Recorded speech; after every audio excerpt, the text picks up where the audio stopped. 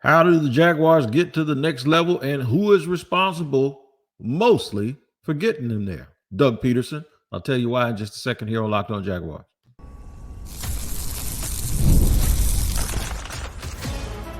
You are Locked On Jaguars, your daily Jacksonville Jaguars podcast. Part of the Locked On Podcast Network, your team every day. Yo, what up? It is your team every day. We thank you for making us your first listen here on Locked On Jaguars. I'm Tony Wiggins, the host of the Locked On Jaguars podcast, where I have to remind you, if you go on YouTube, make sure you subscribe and hit the like button. Subscribe and hit the like button over there. Hit the bell so you also get notifications each and every time we drop an episode. And then wherever you listen to your podcast is very important. You can't always watch. When you're listening, wherever that might be, whatever platform it is, make sure you tap in every single day so you do not miss an episode of Locked On Jaguars. Shout out to the everydayers for joining us here every single day. You could be one too. All you got to do is join us every single day, and you could learn about stuff like Monopoly Go, which is today's sponsor. I admit I have a competitive side, and it is a big fan of Monopoly Go, the mobile hit twist on classic Monopoly. So join your friends and download Monopoly Go, now free on the App Store or Google Play. What is going on, everybody? Welcome to another edition of Locked On Jaguars. Here's what we are going to do as we transition from the offseason and the scouts in the personnel department, and get right back on the train of holding people accountable. So that's what we're going to do. We're going to eventually get to segment 3, where we're going to talk about holding folks accountable. That is how the Jaguars are going to functionally get to the next level. No more finger pointing. We already saw a little bit of that yesterday. It wasn't necessarily on the team. A colleague of mine talked about some things that she heard. Mia O'Brien, MOB, my homie, and spoke on it on WJXL, 1010XL. She spoke on, I don't know if she quoted Ryan Nielsen or quoted a player, but there was some talk about how they didn't talk about alignment. So I'm going to talk about the scheme differences and why that doesn't surprise me as much as it was an emphasis, but I'm going to put the emphasis on who's responsible, and that is Doug Pederson. All right. Getting to the next level. What do I actually mean by that? That's what we're going to discuss in segment 2. What I mean is the Jaguars have been bad for so long now that they have had 2 consecutive winning seasons, 9-8, right? 10-9 and then 9-8, 19-18 over the last 2. Comparatively, if you go back, relatively speaking, that's like winning a Super Bowl 2 years in a row. Compared to where the Jaguars have pretty much been for the last 15 years, right? But I'm going to tell you why that's not true. Perception is not reality. The bottom line is 19-18. What is it? 19-16. Couple of years. That's the reality to all of it.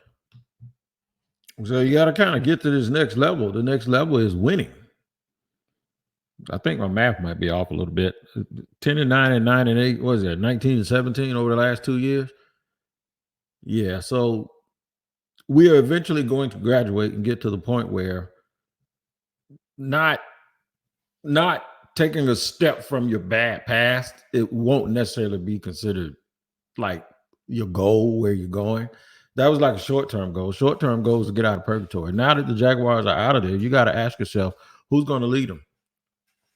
Well, for one, they got a coach that's been to the mountaintop, so he should be the one that absolutely knows how to get his team to the next level. So that's why I'm putting the onus on him, putting the onus all on Doug Pederson. He has to be the one to lead this team. And so much is always talked about Doug Pederson, even last year when all of the talk kept being on Press Taylor. And I was just standing here going, please, y'all, please focus on something else, because that's not it. That might be it in your eyes, but as long as Doug Pederson's sitting there every single day, the thing is y'all were begging Doug to do something, and he was right there every single day, and he wouldn't do it. At some point, you need to stop begging him to do it and start asking him, why isn't he doing it? And at some point, you need to look at him and say, okay, well, that's just who he is. So then, out of all the people to get fired, everybody thought it was going to be Press Taylor. It ended up being Mike Caldwell, defensive coordinator. From the things that I heard, like the last 5 or 6 weeks of the season, Doug Pederson had changed his tune. Doug Pederson said, hey, man, look, listen, we're all coaching and playing for our jobs here. And I think the change in tone kind of threw more people off than actually what he said. That's why you got to be consistent. You got to be consistent, and it has to start with you. And if there's one thing the Jaguars have not done, in my opinion, even though they have come out and said what they aren't, didn't necessarily take the responsibility for the team not being what they were supposed to be. The one thing that I don't think that they've learned fully is how to take appropriate accountability for what happened. And one of the reasons why I say that is because they don't look back at some of the things that they did publicly. And I don't mean look back 3 years. I mean, just 9 months ago, they won't talk about stuff that they did and why they did it and what they thought. That's why I told you it's very, very important that when we're going through this process to remember all of these questions that you have and then watch the draft and watch free agency. And those things will answer the questions. That's the open book test to whatever they were trying to think or whatever they were thinking last year. You got it. So there are some things that we have to really, really talk about with this team. Unlike them, we are going to go back so we can know how to move forward. Before we walk through the woods, we want to know what's in there. So that's why we do what we do here on Locked On Jaguars. But elevating to this next level is hard. Somebody always told me, man, it's easy to go maybe to second base. It's hard to get from second base to home. And it's really hard to get home once you're in third base. Because you got to be smart because you're so close. You can get overzealous and mess everything up by trying to get home and lose it. And now you don't have anybody on base. And now that pitcher's home free. So you really, really, really have to be very careful with how you elevate to that next level. And that's the thing that we have to figure out. How do you elevate? How do you get to the next level without spazzing out, without crashing out? I think that's what the young people call it. Accountability. Some folks think that when you add talent, in the past, sometimes they did something different this year, and we'll get into that one in the next segment, but they really did do something different this year. And that's why I was a little bit more enthused. I think they learned their lesson from last year, or they had to save face. So I did want to ponder this question, and I'm going to use this to segue into getting to the next level. What were the conversations like in the offseason to make them change and do things differently? Remember, they went from quote unquote, we're a draft and develop team, right? What did they see and what did they do to make them want to change courses? Not only with how aggressive they were in free agency and their approach in the draft, all of which I approve of, by the way. Maybe not everything, but some of it I do. Most of it I do. What happened to change it? Because this is not who they were. What were those conversations like? Because it gives you an idea of what motivated them to change. And it also lets you know how much control does the person in Doug Pederson, how much control does he actually have, or am I giving him too much responsibility moving forward? We're going to talk about all of those things. We're going to do it in just a second here on Locked On Jaguars. I have to let you know, though, about Monopoly Go. If you're like me and you're a competitive man and you love being around your family and friends and you love the fact that you can have bragging rights, well, this is the game for you because it's game off. We got to pause here to talk more about it, and I want you to listen. I know what you're saying. Flag on the play. You already talked about Monopoly Go, but there's so much good stuff in this game. I got to let you know. Monopoly Go, you can team with friends for time tournaments where you work together to build up each other's boards. The more you win together, the more awesome prizes you unlock, and there's so much more to get. The thing is, for me, it's the bragging rights. It's the fact that it's a team building exercise, and you have multiple boards and multiple places you can multitask, and it really, really is a great spin on the classic game, Monopoly. It's always fun to discover in Monopoly Go, so get off the bench and go download it now for free on Google Play or the App Store. Game on. It's Monopoly Go.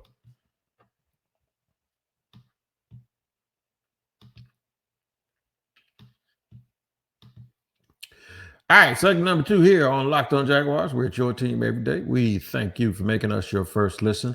Talking about the Jags trying to elevate. And one thing I mentioned, if you heard yesterday's pod, the one thing I mentioned was we'd have to figure out a way for them not to get to the point where, and it sounds so crazy coming out of the mouth of somebody that covers the Jaguars to say this, but it's the reality. I'm a macro person. I'm not just looking towards just this season. Although I'm not looking too far ahead because I think every year is a part of the journey. That's why I was so disappointed last year when they basically just said, okay, yeah, we think we got it. We're going to go back with the guys that we have. And see, at week 11, when the team was 8-3, we're sitting there thinking that it's working. But your eyes can say one thing, the record can say one thing, or the record can say another. You knew it wasn't working because they weren't playing well. You were just hoping that they would actually start playing well. And the fact that they weren't playing well and we're 8-3, you're like, ooh, if they ever get it together, man, we might go 13-3. I sure thought that, or 14-3. I thought that because I thought that was the most optimistic way of looking at it. Like if they really get it together, but you can't ignore things that are wrong and think it's sustainable for a team to win. If they don't get it right, they're never going to fix it. And what happened was you saw last year that they didn't fix it. So it was like a wasted year. But then they changed this offseason and they did things that were more progressive towards actually taking a step and moving up. So now I've heard from so many fans that they're like, hey, look, man, what are you complaining about? Dude, they won 9 games. They're over 500 the last 2 years. It's the Jaguars. What are you thinking? All right, so I'm going to go back. Since we want to use history as a way to retrospectively keep us stuck, what I'll do is I'll go back. You want to talk about some history? Here's 2020-21 when they secured the pick to enable them to be able to draft Trevor Lawrence. Here's what we said here on Locked On Jaguars. If they do this right, they could possibly have a dynasty. If they do this right for the next 15 years, they are relevant. If they do this correctly and do all of the fundamental things that you're supposed to do in team building, take care of your quarterback, insulate him from all of the foolishness, stop worrying about I wish somebody would have Kendrick Lamar and stop worrying about so many pop culture things instead of worrying about the things that are tangible that you need to do to win football games. We could be on our way. So I asked this question yesterday, after 3 years, how do you feel about that? Because it still feels like the Jags are trying to be on their way, and it feels like it's 50-50 on whether people believe Trevor Lawrence is any good. I think it's 75-25 of people that believe that the front office has somehow failed him in a certain extent. So I said all of that to say this. Once the ball bounced to the way for the Jaguars to be able to secure Trevor Lawrence, and everybody said he was a generational quarterback, I said we wouldn't know because bad teams ruin good players more than good teams ruin bad organizations, right? So what I said was what we needed to do was make sure that they did everything right. What this is the 3-year pit stop. Have they done everything right? We came to the conclusion yesterday that the answer to that is no. I'm just telling you right now, to elevate, you have to do things differently. You can't just hope for it. You can't just see what happens is you hope for it and you thought you had it in 2022, but you really didn't. In 2023, it kind of showed up that is this what you want to be? Because in order to get where you're going, you got to be better than you were last year, right? So this is why I'm trying to, in our thought process, elevate this team to another level. I'm not saying they're going to win a Super Bowl every year. I'm not even saying they're going to win multiple Super Bowls. But what I am saying is this. What are you aiming for as a fan and as an organization if you get dealt this perfect hand of getting a generational player? So, and I might stop using that word, but you get Trevor Lawrence. You have all kinds of salary cap stuff going on. You're not married to a whole bunch of bad contracts. You got a big budget, a big checkbook, and an owner that's willing to do it. At some point, this thing lined up perfectly for the Jaguars. There have been missteps, coaching missteps. We see that. Institutional missteps where they thought they were good enough to just rest on their laurels. Bad choices. Having a center that can't push nobody out of the way. Defensive coordinator getting fired after 2 years. Just think about it now. They fired Urban Meyer. That doesn't even seem like that long ago. Since they fired him, they fired a defensive coordinator that they hired with the new coach. And now there's all of this talk about what was going on last year and coach not getting people lined up, and everybody thought all of the problems were on offense, and every fan to a man. Now, people did complain about Mike Caldwell last year, but they ain't complaining about Mike Caldwell as much as they complained about Press Taylor. So now what it is, we get back to this, and this is why I did this show today. Don't start doing this again. Don't start pointing the finger at the people that are gone, because this is the same. This is actually a play straight out of Jaguars loser playbook. To where we're going to start focusing on people that aren't here anymore. But it's an organization that doesn't like to look back. See, it's easy to look back when you want to blame somebody that's not here anymore. But the only way we're going to move forward as a group is if we realize that we can't continue to practice the same things over and over again. I hope at some point Doug Pederson comes out and says, you know what? It ain't on Press, and it wasn't on Mike Caldwell. We made a change because we are trying to move forward, and we feel like the best way to move forward is to do a reboot on what we like schematically. Because let me break it down to you right now. All I heard from Doug Pederson was, when referring to any team that they were going to play that ran a 4-3 or an even front or a 4-2-5, was the old 4-3. All I heard when they hired Mike Caldwell was how much they liked that system. He liked the structure of that system. In a 3-4, alignment ain't really going to matter that much, because you got a 0 on your base defense. You got a 3 technique or a 4I, however they want to call it, and you might have a 5 technique or a 4B. You got 3 down linemen that keep blockers off the linebacker all on their mind. You're supposed to have 2 outside edge rushers that are crashing and taking care of the flat or whatever, but a lot of times they drop back. Now, for that part of it, I understand.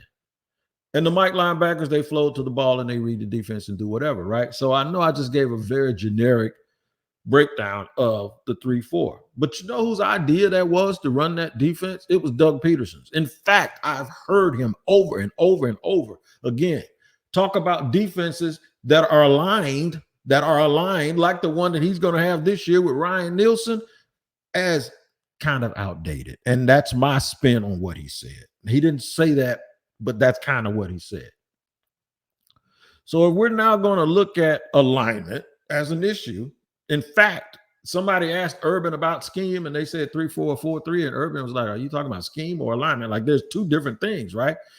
But now you get a defensive line coach by trade that is your defensive coordinator, who leads with alignment and where guys are lined up and what you're trying to accomplish and where you're going to go. It's not necessarily the indictment on the old staff that everybody's making it sound like. What it is we're leading with something different now.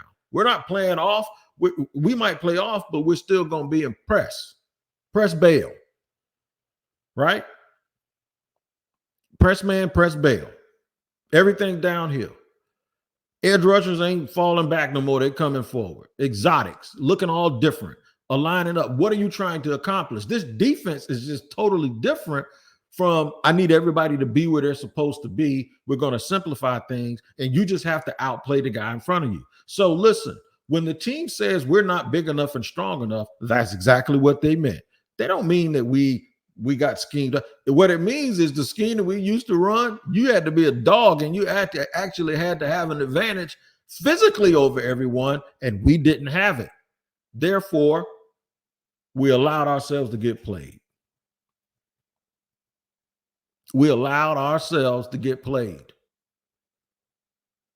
Because we were running a system and a scheme that we didn't have the Vita Veas and the Ndamukong Kong Sues to run. And now the rest of these dudes are out here all out of position. And every now and then it worked, like it did against the Titans in that game for the AFC Championship game in 2022 at the end, when Rayshawn made the quarterback fumble and Josh Allen took it and he was all the way out in the flat and he ran it back for a touchdown. All of that stuff is on Doug Pederson. All of that is on Doug Pederson. Don't get sidelined and get sidetracked to the point where we start doing that old Jaguar stuff and we start blaming everybody that's not here. No, it was on your coach. That's why it's on him to start taking a level of responsibility and putting it on himself first and setting an example for his team so we ain't blaming people that aren't here anymore. The people that he chose, by the way, and this is the thing that I said that just kind of irked me all night, that I just don't want that same feeling anymore. You don't want the same feeling about what you're watching on your TV screen. You're tired of Fox Sports and ESPN and people yelling and screaming all day.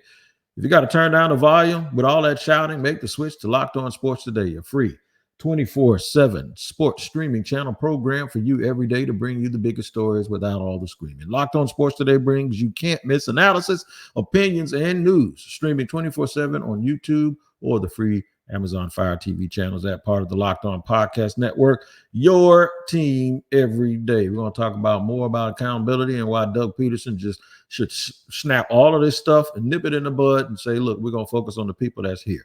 We'll do that while I focus on you for being here on Locked On Jaguars. We'll do it in just a second here on Locked On Jaguars. We're going to talk about FanDuel, man, and I hope y'all are about to make some Skrilla. Boy, if you would have caught those odds last night, everybody thought the Nuggets were going to come back with their championship self and hold off those young kids from Minnesota from getting up 2-0, but it didn't happen. And if you would have wagered that it didn't happen, you'd have made a lot of money, because it's winner take all right now in the NBA and in the NHL, and FanDuel's giving you a shot to bring home a big win of your own. Right now, new customers get $150 in bonus bets with any winning $5 bet. That's $150 to bet on spreads, money lines, player props, and more. Visit FanDuel.com/locked-on and make every playoff shot count. FanDuel, it is America's #1 sportsbook.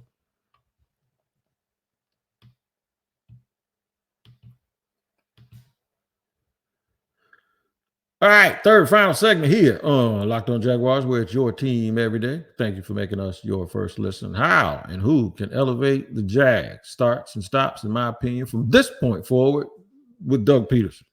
All that personnel stuff is over with. We can't sit here and blame Trent anymore. The Jags are who they are going to be for the most part, with the exception of maybe them going out and getting a veteran edge and a veteran corner. This is pretty much what you got is what you got. This is who they are physically. So Trent has done what Trent's going to do. You can argue with me, everybody else on the paintings on the wall and all your pictures on the wall. You can argue about whether or not he did a good job. It does not matter at this point. It is time now to move forward. However, they can be coached better. One of the things that they've had a problem with is sitting around, looking around, waiting for somebody else to do something, right? And Doug has talked about complacency. The one thing you can do to get rid of complacency is take accountability for yourself. Start saying it's me. It wasn't all the coaches that got fired when they left here, because I'm the one that hired them in the first place. It's not all the players that left here. Some of those players, like Rayshon Jenkins, made real big plays for this franchise, and Zay Jones made big catches for this franchise. And we wouldn't have went to the playoffs without either one of those guys in 2022. So it's not them by themselves. It's all of us. And it started with me. See, this is why I love the player-coach dynamic as opposed to everybody worried about other people being in the locker room, because now Doug can really do this and say, man, it's just us. Because all of those coaches that got fired, they were right there with him with their sleeves rolled up, meeting with him every day. And if things weren't going right from a meeting perspective, that is on Doug Pederson. Doug wanted those people. Doug knew them very well. Doug hired them. He handpicked them. So you got to hold people accountable, but you have to start with you. All of this talk yesterday, as good as much facts it could have been, and shout out to Mia O'Brien for extracting that from the people that she did and putting that out. And she's around that facility every single day. But the thing is whoever said to her whatever they said to her, they're conveniently looking backwards, because remember, we don't look back. Remember that we don't look back. But you can't look back when you're looking for somebody to blame. If you don't look back when it's time for you to blame yourself. So, yeah, for me, it starts, I ain't trying to be all Michael Jackson, but it does start, man, in the mirror. And that's Doug Pederson, first and foremost. Because this is starting to get to the slippery side of things. And we don't have anything to shift this one way or another because they're not playing games right now. But this is starting to get to the point where if things don't get better after this offseason, folks are going to look for somebody to blame, and they're not going to blame Trevor. There are going to be some people that's going to blame Trevor if it doesn't go right because those people don't think Trevor is what Trevor was talked about being. Most of the people are going to look squarely at Doug Pederson and point the finger right at him, and rightfully so, because the way things have come out, I like the fact that he stood tall with the Press Taylor deal. I like it. Doug like, hell no, that ain't the issue. But then when you wonder what the issue is, and he doesn't tell you, you look back, he said stuff like this. We got to know where to line people up, and we got to figure it out during the game, and we can't wait till we get to the film room. Who do you think he's talking about when he says that back then? Now, I will retrospectively look back at that stuff, and I'll say, I remember he said that, so this makes sense. That trying to figure out where to line people up, and everybody thought that meant, well, that means trying to figure out whether they should move Trayvon from end to tackle. No, it probably didn't mean that. It probably meant that guys didn't understand what the hell they were supposed to be doing. And while everybody's focusing on Calvin Ridley maybe not being lined up correctly, maybe it was the guys on the defense that didn't line up correctly and they weren't in their gaps. Even if that's the case, it could be a fact that that was a problem. Another fact of that problem is Doug Pederson had a working relationship with Mike Caldwell over a period of years, and Doug Pederson hired him. Whose responsibility is it now? If you hire guys that have worked in different schemes and things don't match up, whose responsibility is that?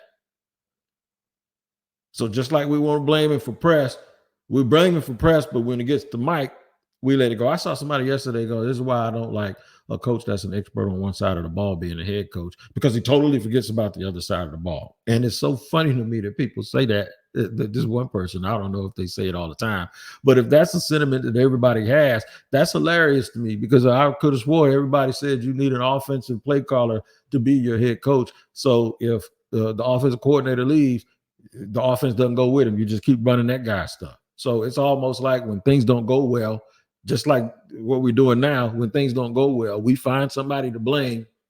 But yesterday, the thing that we were blaming is actually the thing that we were asking for and praising. I heard Doug refer to the 3-4 as the old three. The 4-3 is the old 4-3. Yeah, well, guess what he's running this year?